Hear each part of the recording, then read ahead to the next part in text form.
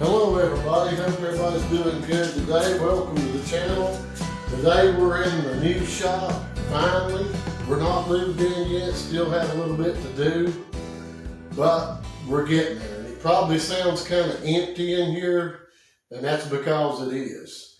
But we've still got some lighting to work on, audio. As it fills up, it'll, maybe the sound will get better. So anyway, and I also found out that if I'm going to do videos about guitar related stuff on YouTube, I've got to have a cup of coffee. So there you go. Okay, what I want to discuss today, I'm always talking about modern guitars, taking low end or budget price guitars and improving them, making them better. On the other end of things, something I hadn't discussed probably a whole lot, and I thought I'd get into today, is when you fall out of love with that guitar. And then sooner or later, the other woman's going to come along. There's going to be that other guitar, and your pride and joy is going to be sitting over there in the corner, not so proud anymore. So the best way I found to sell, when you decide to sell a modified guitar, the best way to do that is to unmodify it. I mean, you can work out a deal with your buddies, maybe somebody that you know that's interested in the guitar as it is, and you may be able to sell it like that, or you can roll the dice and put it out there on the market with all your upgrades. But let's just take this particular guitar as an example.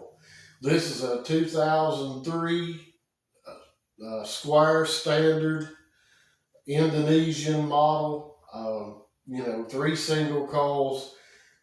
And over time, when I bought it, it was in stock, just stock form. And I think I gave like $160 at the time for it. Okay, over time, I've put upgrades in it, which included a Wilkinson trim unit, really nice trim, like $60. Okay.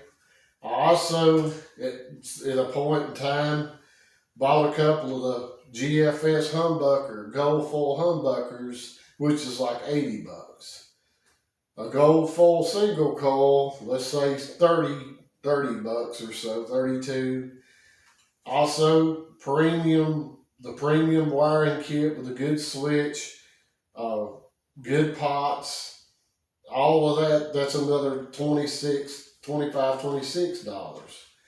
Plus the pick guard, which we'll say I think was around $19 at the time. Got a rooster head knobs, whether you like them or not, that's another like $4. That don't sound like a lot when you start, when you break it down like that. But altogether, that comes up to $260, give or take. And that's not counting shipping, taxes, none of that. So what I did is I looked on eBay. Also, not to forget a Switchcraft jack, which is wherever you get it. Some places are more than others. Let's say $4, okay, for a Switchcraft jack. All right. So I looked on eBay, Reverb, several places. Basically, these guitars go from anywhere from $150 to $350. It just depends on the color.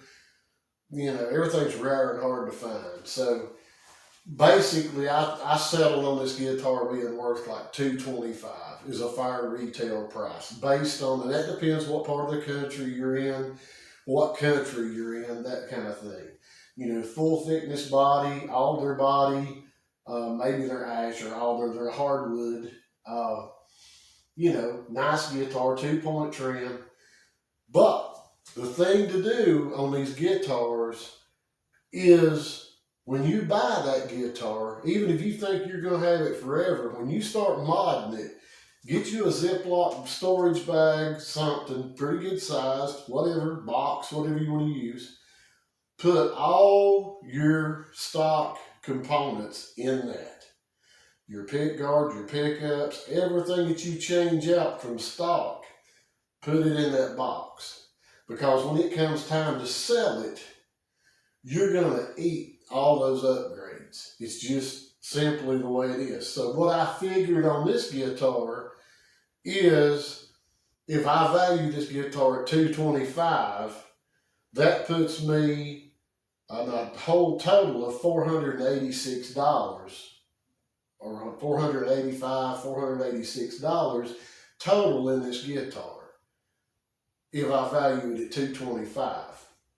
So trying to get almost $500 out of any kind of Squier outside of the made in Japan, maybe some of the Squiers that were made in Mexico with U.S. bodies and parts, that's different. But your basic production.